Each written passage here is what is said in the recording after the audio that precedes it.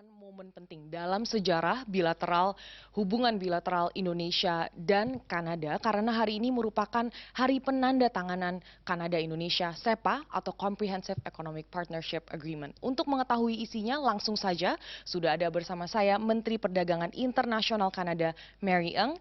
Minister Ng, how are you today? Welcome back to Indonesia. It's really great to be here, and it's so good to see you again, this time in Jakarta. Yes, thank you very much for having us. So today is a very momentous day for Indonesia and Canada bilateral relations because today the ICA SEPA is finally signed. So what is the first item on the agenda? Well, I think the item on the agenda is the 300 plus businesses that are here.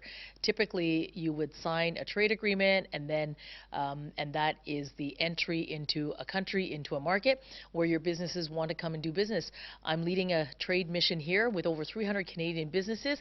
It already indicates that Canadian businesses and investors are interested in this market. What's great about this delegation is that it has, Canadian companies that are multinationals. It has small and medium-sized businesses, women-led businesses, and sectors across a spectrum of the economy, from energy expertise like clean energy, carbon capture and storage, to our dynamic agri-food and agricultural sector along the value chain. Companies that are in the digital space in ICT, and those that are building infrastructure. So a whole number of sectors that are very aligned to the market dynamics that are here in Indonesia. So I think what the SEPA will do is it creates that predictable market access to Indonesia, and for Indonesia companies, it provides an opportunity to get access to the North American market through Canada.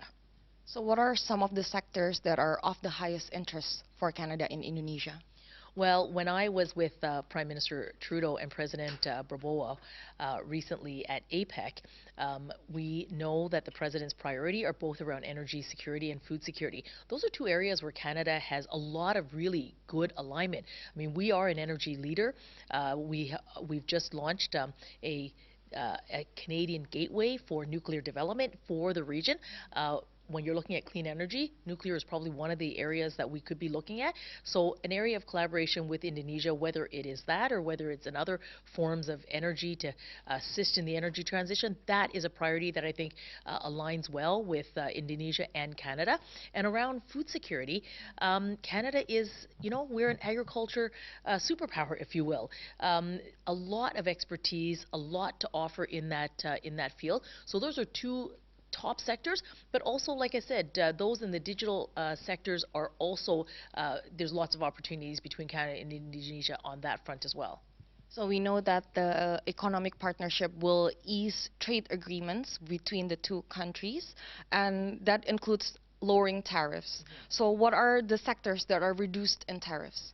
Well, it's across all sectors, and the way I look at it is that for the benefit to Canadians as well as to Indonesia, there's about a 90% tariff reduction all across the board. And how big is the Canadian investment in Indonesia, and which sectors are Canada investing in? Well, I think that's what is really terrific about the trade mission. With the Canadian businesses that are here, spanning a lot of sectors and expertise, they're here to meet with Indonesian counterparts, with businesses who might wish to partner or collaborate, with investors where either they're investing or they're going to attract investment. So I think that's what the trade mission is really going to help facilitate, are those investment conversations across a whole number of sectors. Thank you so much, Minister Ng, for your time today. Dan sekedar informasi, menurut data dari Kementerian Perdagangan Republik Indonesia, total perdagangan Indonesia Kanada mulai dari periode Januari hingga Juli 2024 mencapai lebih dari $2 miliar Amerika Serikat. Karmel Mursalim, Riki Maulana, Jakarta.